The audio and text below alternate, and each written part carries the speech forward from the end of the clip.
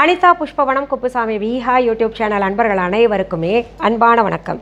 நம்முடைய யூடியூப் சேனலில் மார்கழி மாதத்தை முன்னிட்டு திருப்பாவை பாசுரங்களை விளக்கத்தோடு தொடர்ந்து பார்த்துக்கிட்டு வரோம். இன்றைக்கு இந்த பதிவில் திருப்பாவை 21வது பாசுரத்திற்கான விளக்கம் என்ன என்பதை பார்ப்பதற்கு முன்பாக இன்றைக்கு பிறந்த நாள் மற்றும் திருமண நாள் காண இருக்கின்ற அனைவருக்குமே என்னுடைய வாழ்த்துக்கள்.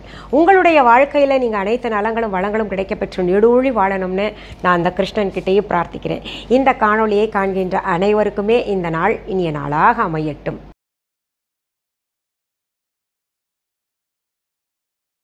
ஆண்டாள் நாச்சியார் அருளிய பாசுரங்கள் அத்தனையுமே மனிதனுடைய உயிர் ஆற்றல் மன ஆற்றலை வளர்க்கக்கூடியவையாக அமைந்திருக்கு. இந்த பாசுரங்களில் சொல்லப்பட்ட விஷயங்களை நாம் கடைபிடித்தோமே ஆனால் மன ஆற்றலும் உயிராற்றலும் கிடைப்பது உறுதி. மன ஆற்றல் அப்படின்றது என்ன? பக்தி நம்ம இறைவனிடத்திலே செலுத்தினால் நம் மனம் தூய்மைப்படுத்தப்படும், அதற்கு ஒரு ஆற்றல் கிடைக்கும். தூய்மைப்படுத்தப்படாத மனத்திலே எந்த ஆற்றலும் கிடைக்காது, மன ஆரோக்கியம் கிடைக்காது. அதே போல் உடம்பை வளர்க்கக்கூடிய ஆற்றலும் நமக்கு பக்தி இறைவனிடத்திலே பக்தி செலுத்தினோமே ஆனால் கிடைக்கும். இவைகளைத்தான் ஆண்டாள் நாச்சியார் திருப்பாவை பாசுரங்கள் மூலமாக சொல்லிக்கிட்டு வர்றாங்க. இத்தனை நாளும் நம்ம பாவை நோன்பு ஏற்பதற்காக நீங்கள் எந்திரிங்க அப்படின்னு எழுப்பிட்டு வந்ததை பார்த்தோம். இப்போது கடந்த பாடலில் கிருஷ்ணனை அவருடைய பராக்கிரமங்கள் எல்லாம் சொல்லி புகழ்ந்து பாடிக்கிட்டு வர்றாங்க. இந்த பாடல் கூட அவருடைய பராக்கிரமங்களை புகழ்ந்து பாடுவதாக இருக்குது. அதில் ஒரு செய்தி சொல்வதாகவும் இருக்குது. அந்த செய்திகள் என்ன அப்படின்னு பார்ப்பதற்கு முன்பாக இந்த பாடலை முழுமையாக ஒரு முறை படிச்சிடலாம். ஏற்ற கலங்கள் எதிர்பொங்கி மீதளிப்ப மாற்றாதே பால் சொரியும் வள்ளல் பெரும் பசுக்கள் ஆற்றப்படைத்தான் மகனே அறிவுராய் ஊற்றமுடையாய் பெரியாய் உலகினில் தோற்றமாய் நின்ற சுடரே துயிழலாய் மாற்றார் உனக்கு வலிதொலைந்து உன் வாசற்கண் ஆற்றாது வந்து உன்னடி பணியுமாம் போலே போற்றியாம் வந்தோம் புகழ்ந்தேலோர் எம்பாவாய். இந்த பாடலில் வள்ளல் பெரும் பசுக்கள் அப்படின்னு திரும்ப வந்திருக்கு. ஏற்கனவே சில பாடல்களில் பார்த்தோம் வள்ளல் பெரும் பசுக்கள் அப்படின்னு. அதாவது பசுக்கள் வள்ளலாக இருக்கான். இந்த ஆரம்ப வரியை பார்க்கும்போது நமக்கு பொருள் புரியும். ஏற்ற கலங்கள் எதிர்பொங்கி மீதளிப்ப, அதாவது ஆயர் குலத்திலே இருக்கக்கூடிய பசுக்கள் எந்த பாத்திரத்தை எடுத்துகிட்டு போகிறாங்களோ, எந்த சைஸ் பாத்திரமாக இருந்தால் கூட பரவாயில்ல, அந்த பாத்திரத்தை பால் கறக்கிறதுக்கு பசுக்கள் முன்னாடி வச்சா அந்த மடியிலிருந்து தானாக பால் சொரியுமா. நீங்கள் ரொம்ப பெரிய அண்டாவே கொண்டு போய் வச்சிங்கன்னா கூட அந்த அண்டா நிறையிற அளவுக்கு தானாக பால் சொரியுமா. நம்ம கை வச்சு பாலை கறக்கணுன்றது அவசியம் கிடையாது. கை வலிக்க இந்த பசு வள்ளல் போல பால் சொரியுது இல்லையா, கை வலிக்கும். அப்போது பால் சொரிஞ்சுக்கிட்டே இருந்தா, அதை கறந்துக்கிட்டே இருந்தால் வந்துக்கிட்டே இருக்கும். அந்த மாதிரி கை வலிக்க விடாமல் இந்த வள்ளல் பெரும் பசுக்கள் என்ன பண்ணுதான், அங்கே இருக்கக்கூடிய பசுக்கள் எல்லாம் தானாக பாத்திரத்தை பார்த்த உடனேயே பால் சொரியுதான். எப்படி தன் கன்றை பார்த்த உடனேயே தானாக பால் சொரியுமோ அந்த மாதிரி செய்யுது. அதனால தான் வள்ளல் பெரும் பசுக்கள் அப்படின்னு சொல்லியிருக்காங்க. யாருக்கு இந்த மனம் வரும்? கேட்காமலேயே கொடுக்கக்கூடிய மனம் வள்ளலுக்குத்தான் வரும். அந்த குணம் இந்த பசுவுக்கு இருக்குது. கேட்காமலேயே பால் சொரிஞ்சுக்கிட்டு இருக்குது. அப்பேற்பட்ட பசுக்களை கொண்ட இந்த ஆயர் குலத்தின் தலைவனான நந்தகோபரனுடைய மகனே அப்படின்னு ஆரம்பிக்கிறாங்க ஆண்டாள் நாச்சியார். அதைத்தான் ஆற்றப்படைத்தான் மகனே அப்படின்னு இங்கே ஆண்டாள் நாச்சியார் சொல்லியிருக்காங்க. அடுத்தது அறிவுராய் அப்படின்றாங்க. அறிவுராய்னா உன் அறிவுக்கு எட்டுகின்ற வகையில் நாங்கள் சொல்கிறோம், அதை கேளுன்னு அர்த்தம். சரி, அடுத்த வரிகள் என்னன்னு பார்த்துட்டு அதுக்கு பொருளும் பார்க்கலாம். ஊற்றமுடையாய் பெரியாய் உலகினில் தோற்றமாய் நின்ற சுடரே துயிழலாய். இங்கே ஊற்றமுடையாய் அப்படின்றது என்னன்னா, ஊட்டமாக இருப்பவனே, ஊட்டச்சத்து சாப்பிட்டு நல்ல திடகாத்திரமாக இருப்பாங்க இல்லையா, அவங்களத்தான் ஊட்டமுடையவன் அப்படிம்பாங்க. அதை இங்கே ஊற்றமுடையாய் அப்படின்றாங்க. கிருஷ்ணன் சின்ன குழந்தையாக இருந்தா கூட வயதில் சின்னவன், ஆனால் மிகப்பெரிய தோற்றத்தை உடையவன், அவ்வளவு சக்தி வாய்ந்தவன். ஊட்டச்சத்து நிறைந்த இந்த பாலை குடிச்சு யசோதையும் வெண்ணையை ஊட்டி போகிற இடத்துல எல்லாம் வெண்ணெயை பார்த்தா சாப்பிட்டு சாப்பிட்டு கிருஷ்ணன் வந்து ஊட்டச்சத்து நிரம்பியவனாக மிகப்பெரியவனாக தோற்றம் அளிக்கின்றான். அதுக்கு உதாரணமாக சொல்லணும்னா, 10 வயசு இருக்கிறவங்க பார்த்தீங்கன்னா ஒரு 15-16 வயசு தோற்றத்தில் இருப்பாங்க இல்லையா, ஒரு வாலிப வயதை உடையவர்களாக தோற்றமளிப்பாங்க. அதைத்தான் இங்கே சொல்கின்றார். ஊற்றமுடையாய், அடுத்தது பெரியாய் அப்படின்றாங்க. இங்கே பெரியாய்னா எல்லாத்துக்குமே நீ தான் பெரியவன், பிரமாணங்கள் எல்லாமே சொல்லுது நீ தான் பெரியவன் அப்படின்னு, உபனிஷத்துகள் எல்லாமே சொல்லுது நீ தான் பெரியவன் அப்படின்னு. உனக்கு மிஞ்சினது இந்த உலகத்திலேயே கிடையாது, எல்லாத்துலேயும் நீ தான் பெரியவனாக இருக்கின்றாய். அது உண்மைதானே? பகவான் கிருஷ்ணனை காட்டிலும் மிகப்பெரிய விஷயம் ஏதாவது இந்த உலகத்தில் இருக்கா? கடவுளை பொதுவாக நான் சொல்கிறேன், கடவுளை நம்மால் புரிஞ்சிக்க முடியல. பார்க்கணும்னு நினைக்கிறோம், பார்க்க முடியல. எப்படி இருப்பார் தெரியல. இந்த ரூபத்தில் இருப்பாரோ அந்த ரூபத்தில் இருப்பாரோ தெரியல. அவரை யாருனாலையும் புரிஞ்சிக்க முடியாது. ஆனால் உபனிஷத்துகள், பல பிரமாணங்கள், வேதங்கள் எல்லாமே சொல்லுது நீ ரொம்ப பெரியவன்னு. அந்த பெரியவன் எப்படி இருப்பான்னு யாருக்குமே தெரியல. அந்த பிரமாணங்களுக்கும் தெரியல, வேதத்திற்கும் தெரியல, உபநிஷத்துகளுக்கும் தெரியல. அப்பேற்பட்ட பெரியாய் அப்படின்னு சொல்கிறாங்க. அடுத்தது, உலகினில் தோற்றமாய் நின்ற சுடரே துயில் எழாய் அப்படின்னு சொல்கிறாங்க. இப்போது உலகத்துக்கே தோற்றமாய் நிற்கின்ற சுடரே அப்படின்றாங்க. இது வெளிப்படையாக பார்க்கும்போது இந்த உலகத்திற்கே வெளிச்சத்தை தரக்கூடிய அல்லது சூரியனை போல மின்னுகின்ற, பளபளன்னு ஜொலிக்கின்ற அப்படின்றத நம்ம எடுத்துக்கலாம். அதுவும் சரிதான். உலகினில் தோற்றமாய் நின்ற சுடரே, உலகம் ஏன் இங்கே வந்தது அப்படின்னு பார்த்தீங்கன்னா, இந்த உலகத்துக்கே வெளிச்சத்தை தர்றாராம் கிருஷ்ணன். உண்மைதானே? அவன்கிட்ட நம்ம குறைகள் எல்லாம் போய் சொன்னோன்னா நம்ம குறைகளை களைந்து நம்ம அனைவருடைய, உலகத்தில் இருக்கக்கூடிய அனைவருடைய வாழ்க்கையில் இருக்கக்கூடிய பிரச்சனைகளை நீக்கினால் நமக்கு வெளிச்சம் ஏற்படுது இல்லையா? ஒவ்வொருவருடைய வாழ்க்கையும் வெளிச்சமாக சுடர் போன்று இருக்கும்போது அது கண்ணன் கொடுத்த சுடர் தானே. அதற்கு உதாரணமாக இன்னொன்று சொல்லலாம். பஞ்சபூதங்களையே பார்த்திங்கன்னா இந்த சுடருக்கு, அந்த தீக்கு வந்து தனி பெருமை இருக்குது அப்படின்னு சொல்லலாம். எல்லாத்துலேயும் வந்து அழுக்கு இருக்குதுன்னு சொல்லலாம். ஆனால் நெருப்புக்கு மட்டும் பார்த்திங்கன்னா நல்ல நெருப்பு கெட்ட நெருப்புன்னு சொல்லவே முடியாது. இது பல ஆண்டுகளுக்கு முன்னாடி இதை பற்றி என் வீட்டுக்கார் அழகாக சொல்லுவார். அதை கேட்டு நான் நம்முடைய யூடியூப் சேனலில் சொல்லியிருக்கேன். தண்ணியில் நல்ல தண்ணி கெட்ட தண்ணி இருக்குது, காற்றுலேயும் நல்ல காற்று கெட்ட காற்று அப்படின்னு இருக்குது பஞ்சபூதங்களை. ஆனால் நெருப்பில் மட்டும் நல்ல நெருப்பு கெட்ட நெருப்புன்னு சொல்ல முடியாது. அதனால தான் அதை நெருப்பை, சுடரை நம்ம வழிபடுறோம். நெருப்பு தான் அந்த சிவன், நெருப்பு தான் அந்த கடவுள் அப்படின்னு வழிபட்டுக்கிட்டு வர்றோம். முதலாக மனிதன் வணங்கியது நெருப்பைத்தான். அப்படி இருக்கும்போது ஒரு விளக்கில் நெருப்பு சுடர் விட்டு எரிஞ்சுக்கிட்டு இருக்குது அப்படின்னு வைங்களேன். விளக்கு ஏற்றுறோம், அதில் நெருப்பு இருக்குது, சுடர் இருக்குது. அப்போது அந்த நெருப்புலேருந்து இன்னொரு விளக்கு கொண்டு போயிட்டு ஏற்றணுன்னு வைங்களேன், அதில் இன்னொரு சுடர் வந்துடுது. அந்த சுடரை வைத்து கொண்டு பல விளக்குகளை, லட்சக்கணக்கான விளக்குகளை நம்ம ஏற்றலாம். அப்படி ஏற்றும்போது அந்த நெருப்பு இழைச்சிக்கிட்டு போகுதா இல்லை தன்னுடைய உருவத்தை மாற்றிக்கொள்ளுதா? கிடையவே கிடையாது. நெருப்பு முதல் விளக்கில் எப்படி இருந்ததோ அதே போல தான் அனைத்து விளக்குகளையும் ஒரே அளவில் இருக்கும். எத்தனை விளக்கு ஏற்றினாலும் நம்ம ஒரு விளக்கு எடுத்து ஏற்றிக்கிட்டே போகிறோம் இல்லையா? அந்த விளக்கில் இருக்கக்கூடிய கையில் வச்சுருக்கக்கூடிய அந்த விளக்கில் இருக்கக்கூடிய நெருப்பு நம்ம தான் இத்தனை ஏற்றிட்டோமே அப்படின்னு இழைச்சி போகிறது கிடையாது. சின்னது ஆகிற தன் உருவத்தில் சின்னது ஆகிறது கிடையாது. அதுபோல தான் கிருஷ்ணன் பல ரூபங்கள் கொண்டு ஒவ்வொரு வீட்டிலேயும் இருந்து கொண்டு இந்த உலகத்தை காத்து ரட்சிக்கின்றார். இந்த சுடர் போல இழைக்காமல் சளைக்காமல் பக்தர்கள் என்ன கேட்குறாங்களோ அவங்கக்கிட்ட உண்மையான அன்பை மட்டுமே எதிர்பார்க்கின்றார். அதற்கு உதாரணமாக சொல்கிறேன், அவருடைய வாசல், கிருஷ்ணரை பார்க்கணும், கிருஷ்ணனுக்கு இது கொடுக்கணும் அது கொடுக்கணும்னு சொல்லிட்டு நிறைய மாமன்னர்கள் எல்லாம் காத்து கிடந்தார்களாம். ஆனால் அவர்களுடைய கொண்டு வந்த பொருள்களுடைய வாசனை கிருஷ்ணனுடைய மூக்கை துளைக்கவில்லை. ஆனால் குச்சேலர் வெறும் அவள் கொண்டு வந்திருக்காரு, 2 பிடி அவள் கொண்டு வந்திருக்காரு.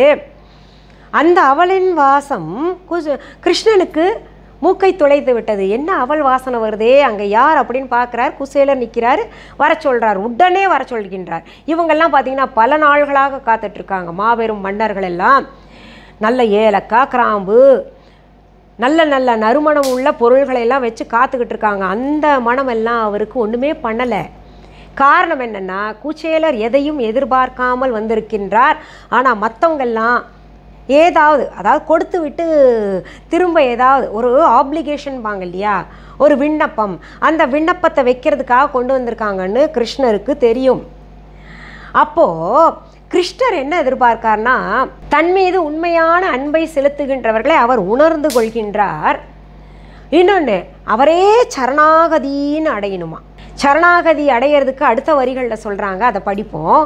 மாற்றார் உனக்கு வழி தொலைந்து உன் வாசற்கண் ஆற்றாது வந்து உன் அடிபணியுமாம் போலே போற்றியாம் வந்தோம் புகழ்ந்தேலோர் எம்பாவாய். உலகினில் தோற்றமாய் நின்ற சுடரே துயில் எழு அப்படின்னு, அதாவது உலகத்திற்கே வெளிச்சம் தருகின்ற சுடரே நீ எழுந்திருக்கணும் அப்படின்னு கிருஷ்ணன்கிட்டே நேரடியாக அவர்கள் விண்ணப்பம் செய்கிறாங்க. அடுத்தது பார்த்திங்கன்னா, உன் வாசலில் எதிரிகள் எல்லாம் வேறு கதியே இல்லை.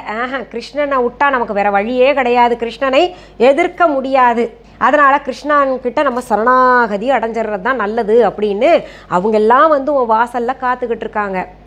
பெரிய பெரிய மாமன்னர்கள், பெரிய பெரிய ஆளுங்கள்லாம் பல நறுமண பொருள்கள், உனக்கு பிடிக்க பொருள்கள் எல்லாம் கொண்டு காத்துக்கிட்டு இருக்காங்க, உன் தரிசனம் கிடைக்கணும்னு உன் வாசலில் காத்துட்டு நிற்கிறாங்க. அதே போல தான் நாங்களும் வேறு வழியே எங்களுக்கு கிடையாது கிருஷ்ணா, நாங்கள் உன் வாசலில் காத்து கிடக்கிறோம், எங்களுக்கு உன்னுடைய தரிசனத்தை கொடு, நாங்கள் சீக்கிரம் போய் திருப்பாவை நோன்பு ஏற்க வேண்டும், அதற்காகவாவது எழுந்திருக்கண்ணா அப்படின்னு கிருஷ்ணனை பார்த்து பாடுவதாக ஆண்டாள் நாச்சியார் இங்கே பாடலை அமைத்திருக்கிறார். அப்போது அங்கே என்ன சொல்லியிருக்காங்கன்னா, உண்மையான பக்தி இறைவனிடத்தில் செலுத்த வேண்டும். நான் ஏற்கனவே பல பதிவுகளில் சொல்லியிருக்கேன், நம்ம சரணாகதியை அடைஞ்சிடணும். இப்போது ஒரு எல்லைக்குள்ளே, நம்ம இந்திய எல்லைக்குள்ளே போர் நடக்குதுன்னு வைங்களேன், நேரடியாக துப்பாக்கி வச்சுட்டு ஒருத்தர் தாக்க வந்துட்டார், நம்ம நிராயுதபாணியாக நிற்கிறோம். அப்போது நிராயுதபாணியாக இருக்கின்றவர் என்ன பண்ணணும்னா, அந்த ஆயுதத்தை வச்சிருக்கிறவ பார்த்து அப்படி கை தூக்கிடணும். அந்த கை தூக்கினாலே அது சரணாகதி அடைஞ்சிட்டேன் உன்ட்ட அப்படின்னு சிம்பாலிக்காக சொல்கிறது. அப்படி சரணாகதி அடைஞ்சிட்டா ஆயுதம் வைத்திருப்பவன் விட்டுருவான், சரி போ போ பொழைச்சிட்டு போ அப்படின்ற மாதிரி விட்டுருவான். அந்த மாதிரி நம்ம இறைவன்கிட்ட போய் சரணாகதி அடைஞ்சிடணும். பகவானே, எனக்கு எல்லாமே நீ தான், நீ பார்த்துக்கோப்பா, நீ பார்த்து எனக்கு என்ன செய்யறியோ அதை செய்யணும். ஏன்னா அவனுக்கு தெரியும், அந்த பகவானுக்கு நமக்கு என்ன தேவைன்றது அந்த பகவானுக்கு தெரியும். நம்ம போய் இது வேணும் அது வேணும் அது வேணும் அப்படின்னு கேட்டோம்னா அவர் கொடுக்கறது சில நமக்கு பொருந்தும், சில பொருந்தாது. அப்படி பொருந்தாதது நமக்கு விளைவுகளை ஏற்படுத்தும்.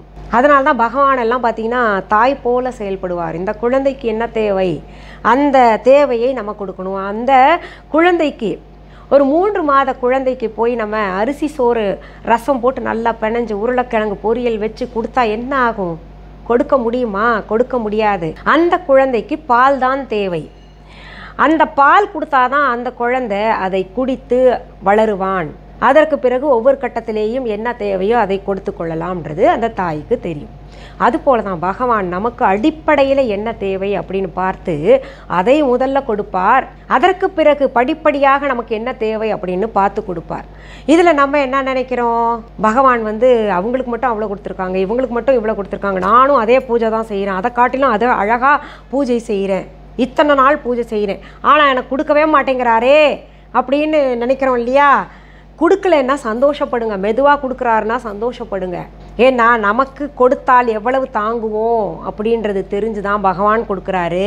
இன்னொன்று, உடனே கொடுக்காம கொஞ்சம் கொஞ்சமாக நம்ம அனுபவம் பெற்ற பின்னாடி அனுபவத்தை கொடுக்கின்றார். அது ரொம்ப முக்கியமானது. அனுபவத்தை நமக்கு கொடுத்துட்டு அதற்கு பிறகு என்ன தேவை என்ன தேவையில்லை அப்படின்னு நம்ம உணர்வோம் இல்லையா? அதை பார்த்து பார்த்து தான் கடவுள் செய்வார். அதனால தான் பகவான்கிட்ட நம்ம சரணாகதி அடைஞ்சிடணும்.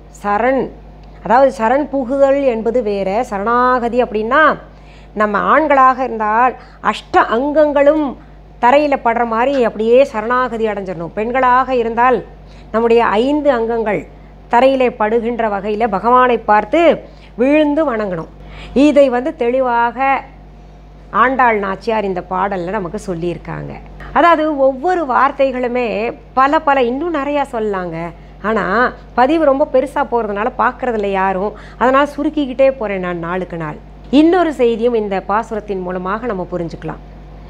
பகவானை நம்ம சரணடையும் பொழுது அந்த பகவான் எப்படி அவருடைய எதிரிகளையெல்லாம் துவம்சம் பண்ணி தன்னுடைய வாசலில் காக்க வச்சிருக்காரோ, அதே போல் நமக்கு ஏதாவது எதிரிகள் இருந்தாங்கன்னா அந்த பகவானை வணங்கும் பொழுது அவர்களையெல்லாம் அவர் பார்த்துப்பார். இப்படி நிறைய செய்திகள் சொல்லிக்கிட்டே போகலாம். சரி, இன்றைய பதிவு கட்டாயம் உங்களுக்கு பயனுள்ள பதிவாக இருக்கும். இதை உங்களுடைய உற்றார் உறவினர்களுக்கெல்லாம் கட்டாயம் பகிரணும்னு என்னுடைய தாழ்மையான வேண்டுகோள். இது வரைக்கும் என்னுடைய யூடியூப் சேனலை சப்ஸ்கிரைப் பண்ணாதவங்க சப்ஸ்கிரைப் பண்ணிக்கோங்க. பக்கத்தில் கோயில் மணி போன்ற பெல் ஐக்கான் பட்டனை அழுத்திக்கோங்க. அதில் ஆல் என்கின்ற ஆப்ஷன் அழுத்திக்கோங்க. அப்போ தான் ஒவ்வொரு பதிவும் உங்களுடைய கவனத்திற்கு சேரும். அதாவது நோட்டிஃபிகேஷன் அப்படின்னு சொல்கிறாங்க இல்லையா, சேரும். நான் சரி அனிதா மேம் பதிவு போட்டாங்க அப்படின்னு நீங்களும் பார்ப்பீங்க. இப்போ நம்ம விஹா ஆன்லைன் பற்றி சொல்கிறேன். புதிதாக என்னுடைய வீடியோவை பார்க்குறவங்களுக்கு விஹா ஆன்லைன்னா என்னன்னு புரியாது இல்லையா, அதுக்காக சொல்கிறேன். விஹா ஆன்லைன் என்பது எங்களுடைய ஆன்லைன் ஷாப். நான் நடத்திக்கிட்டு வரேன். இது வரைக்கும் எங்களுடைய விஹா ஆன்லைன் ஷாப்பிங் ஆப் யாராவது டவுன்லோட் பண்ணலைன்னா உடனே ப்ளே ஸ்டோர் ஆப் ஸ்டோருக்கு போங்க. தம்ப்நெயில்ல விஹா ஆன்லைன் ஸ்பெல்லிங் கொடுக்கப்பட்டிருக்கும். அதை டெக்ஸ்ட் பண்ணுங்கள், டவுன்லோட் பண்ணிக்கோங்க. டவுன்லோட் பண்ண பின்னாடி அதில் மிஸ்ஸஸ் அனிதா குப்புசாமிஸ் விஹா ஆன்லைன் விஹா அப்படின்னு இருக்கா பச்சை எழுத்தில் அப்படின்னு பார்த்துக்கோங்க, கன்ஃபார்ம் பண்ணிக்கோங்க. இது தவிர நாங்கள் viha.online என்கின்ற இ-காமர்ஸ் வெப்சைட்டும் நடத்திக்கிட்டு வர்றோம். இந்த இரண்டுலேயும் என்ன பொருள்கள் விற்கிறேன், என்ன புதுசாக பொருள்கள் கிடைக்கும், அப்லோட் பண்ணியிருக்கேன், என்ன விலை, மொழி மாற்றம் மற்றும் எப்படி வாங்கிறது போன்ற தகவல்கள் அத்தனையுமே கொடுக்கப்பட்டிருக்கும். அதை பார்த்துக்கலாம். பொருள்களை நேரில் பார்த்து வாங்குறவங்களுக்காக சென்னை ராஜா அண்ணாமலைபுரத்தில் விஹா கடையை நடத்திக்கிட்டு வர்றோம். அதற்கான ஃபோன் நம்பர், அட்ரஸ் மற்றும் கூகுள் ரூட் மேப் லிங்க் எல்லாமே இந்த டிஸ்கிரிப்ஷன் பாக்ஸ் ஓப்பன் பண்ணுங்கள். அதாவது இந்த வீடியோவுக்கு கீழே இருக்கக்கூடிய டிஸ்கிரிப்ஷன் பாக்ஸ் ஓப்பன் பண்ணுங்கள். அதில் எல்லாமே கொடுக்கப்பட்டிருக்கு. கூகுள் ரூட் மேப் உங்களை என்ன பண்ணுன்னா அழகாக அதை தொட்டிங்கன்னா அந்த லிங்க் போய் சேர்ந்துடும் இல்லையா. அந்த கடையினுடைய அட்ரஸ் எல்லாமே கொண்டு அழகாக அந்த கூகுள் ரூட் மேப்பை ஃபாலோ பண்ணிவிட்டு எங்கள் கடையில் உங்களை சேர்த்து விட்டுடும். அப்படி இல்லைன்னா கூட நீங்கள் கூகுள் ரூட் மேப்புக்கு போயிட்டு விஹா ஷாப் சென்னை ராஜா அண்ணாமலைபுரம் அப்படின்னு டெக்ஸ்ட் பண்ணுங்கள். கூகுள் ரூட் மேப் உங்களை கைடு பண்ணி கொண்டு எங்கள் கடையில் சேர்த்து விட்டுடும். பொருள்களை நீங்கள் நேரில் பார்த்து வாங்கலாம். எங்களுடைய விஹா கடைக்கான கிளைகள் உங்கள் ஊரில் அல்லது உங்கள் நாட்டில் இருக்கா அப்படின்னு கேட்டிங்கன்னா கிடையாது. என்னுடைய பெயர், புகைப்படம், வீடியோ, ஆடியோ மற்றும் என்னுடைய விஹா லோகோவை பயன்படுத்தின ஸ்டிக்கர் வச்சுக்கிட்டு யாராவது வேறு எந்த கடையிலையாவது இல்லை வேறு எந்த வெப்சைட்லையாவது வேறு எந்த ஆன்லைன் ஷாப்பிங் ஆப்லையாவது கொடுத்தாங்கன்னா அதற்கும் எனக்கும் தொடர்பு கிடையாது. ஏன்னா எங்களுடைய பொருள்கள் எங்களுடைய viha.online இ-காமர்ஸ் வெப்சைட் மற்றும் விஹா ஆன்லைன் ஷாப்பிங் ஆப் மற்றும் எங்களுடைய விஹா கடையை தவிர வேறு எங்கேயுமே கிடைக்காது. இதை ஒவ்வொரு பதிவுலையும் சொல்லிகிட்டு இருக்கேன். அப்போ கூட நிறைய பேர் தப்பு செய்யலாமா, எப்படி ஏமாற்றலாம் அப்படின்னு என்னுடைய லோகோவை பயன்படுத்தி ஏமாற்றுவதற்காக முயற்சி செஞ்சுட்ருக்காங்க. இதையெல்லாம் தவிர்க்கணும் அப்படின்னு நினச்சிங்கன்னா எங்களுடைய விஹா ஆன்லைன் ஷாப்பிங் ஆப்பை உங்களுடைய செல்ஃபோன்லேயே டவுன்லோட் பண்ணி வச்சுக்கோங்க. நீங்கள் எங்கேயும் தேடி போய் பார்க்க வேண்டாம்ல, எங்கேயும் டெக்ஸ்ட் பண்ணி பார்க்க வேண்டாம் இல்லையா, ஸ்பெல்லிங் மிஸ்டேக்கும் ஆகாது. அதனால் டவுன்லோட் பண்ணி வச்சிட்டிங்கன்னா ரொம்ப வசதியாக இருக்கும். இப்போது ஆஃபர் கொடுத்துருக்கேன். அதாவது நல்லா எனர்ஜைஸ், அதாவது மந்திரங்கள் சொன்ன கோமதி சக்கரத்தை நியூ இயர்க்காகவும் பொங்கலுக்காகவும் சேர்த்து கொடுத்துருக்கேன். பொங்கல் வரைக்கும் இந்த ஆஃபர் இருக்கும். இது வச்சு பாருங்கள். ஒன்றே ஒன்று கொடுக்குறாங்களே அப்படின்னு நினைக்காதீங்க. இதை வைத்து பாருங்கள், பிரச்சனைகள் நிறைய தீரும். அதை வச்சவங்களுக்கு தான் தெரியும், சும்மா சொல்லலை நான். சரி, மீண்டும் அடுத்த பதிவில் சந்திக்கலாம். அது வரைக்கும் நன்றி, வணக்கம். அன்பான வாடிக்கையாளர்களே, உங்கள் விஹா ஸ்டோரில் பூஜை பொருட்கள், சிலைகள், ராசிக்கற்கள், வாஸ்து பொருட்கள், விதைகள், பாரம்பரிய அரிசி வகைகள், சிறுதானியங்கள், ஆர்கானிக் பொருட்கள், மூலிகை எண்ணெய், மளிகை பொருட்கள், மரச்செக்கு எண்ணெய், மரப்பொருட்கள், வெள்ளி ஆபரணங்கள், கிஃப்ட் ஆர்டிகல்ஸ், காட்டன் மற்றும் பட்டு புடவைகள், காட்டன் சுடிதார்கள், பட்டு பாவாடை, குழந்தைகளுக்கான விளையாட்டு பொருட்கள், ஹை குவாலிட்டி இமிடேஷன் நகைகள், வீட்டு உபயோக பொருட்கள், ஜூட் பேக்ஸ், ஹேண்ட்மேட் சோப்ஸ், அழகு சாதன பொருட்கள், சிறுதானிய பிஸ்கெட்டுகள், ஹோம் அப்ளையன்சஸ், இன்னும் பற்பல பொருட்கள் விற்பனைக்குள்ளது. விஹா ப்ராடக்ட்களை நீங்கள் வாங்க விரும்பினால் அது எங்களுடைய viha.online வெப்சைட் மற்றும் சென்னை ராஜா அண்ணாமலைபுரத்தில் உள்ள எங்கள் விஹா ஸ்டோரில் மட்டுமே கிடைக்கும் என்பதை தெரிவித்துக் கொள்கிறோம். வேறு எந்த ஆன்லைன் வெப்சைட்களிலும் விஹா ப்ராடக்ட்கள் விற்பனைக்கு கிடையாது என்பதை நீங்கள் கவனத்தில் கொள்ள வேண்டும்.